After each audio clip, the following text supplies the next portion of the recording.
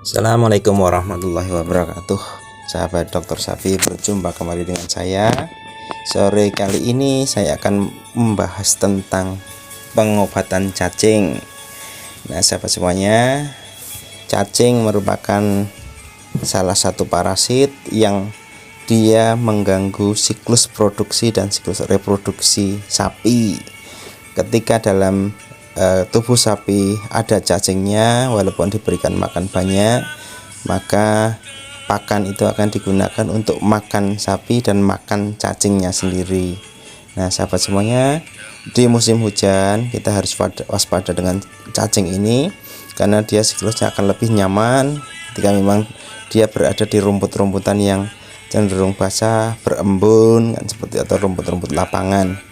Nah, sahabat semuanya, untuk ciri-cirinya sapi-sapi yang mengalami kecacingan ini kita bisa lihat, biasanya terlihat kurus, kemudian bulunya, bulunya yang ada di punggung, kemudian ada di punuk, itu terlihat sekali jegrik atau berdiri, bahasanya jegrik. Kemudian itu bisa kita lihat di punggungnya atau di punuknya berdiri seperti itu. Nah, ini terindikasi ke cacing. Nah, apalagi bulunya terlihat agak kusam seperti ini, jadi kita harus menduganya bahwa ini salah satunya kecacingan. Nah, sahabat semuanya, ini pakannya yang punya risiko lebih tinggi untuk menyebabkan kecacingan. Pakan-pakan yang berasal dari lapangan langsung, yang mungkin diambilnya pada saat masih pagi hari, masih belum ada sinar matahari, berembun, atau mungkin ngaritnya sampai ke dasar akarnya. Nah, sahabat semuanya, ini coba kita lihat beberapa ekor yang kita lihat.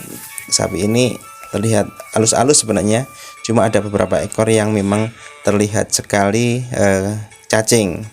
Tadi ciri-cirinya terlihat agak kurus, kemudian bulunya yang ada di punggung, ada di punuk, ada di leher, ini berdiri dengan kulit yang cukup kasar atau kusam. Nah, sahabat semuanya, ada beberapa jenis cacing yang ada di sapi yang cukup merugikan. Ada cacing hati, Phaseola hepatica, Phaseola gigantica, ada namanya cacing-cacing stronggil, kemudian cacing-cacing yang lain yang cukup merugikan, trichuris dan segala macamnya, atau ascaris dan segala macamnya. Nah, sahabat semuanya, ini harus benar-benar diperhatikan kapan waktunya pemberian obat cacing, kapan waktunya kita memastikan bahwa itu cacingan apa tidak. Nah, seperti itu. Nah, sahabat semuanya, untuk memastikan cacingnya itu jenisnya apa atau sapinya cacingan apa tidak, nah sahabat, kita harus tahu kapan waktu pemberian obat cacing pada sapi. Pada sapi indukan pasti berbeda dengan sapi yang akan digemukkan. Pada prinsipnya, kalau pada sapi indukan atau sapi betina itu dilakukan sebelum dia melakukan perkawinan, sebelum bunting. Nah, itu harus diberikan obat cacing, atau setelah melahirkan, sehingga ketika dia bunting tidak ada lagi cacing di dalam tubuhnya. Jangan sampai dalam kondisi dia bunting, cacingan berat, sehingga ada beberapa pemberian obat cacing berisiko menyebabkan keguguran atau menyebabkan pedetnya nanti cacat, dan seperti itu. Jadi prinsipnya sebelum bunting, sebelum perkawinan. Nah, ini kegiatan pemberian obat cacing pada pedet.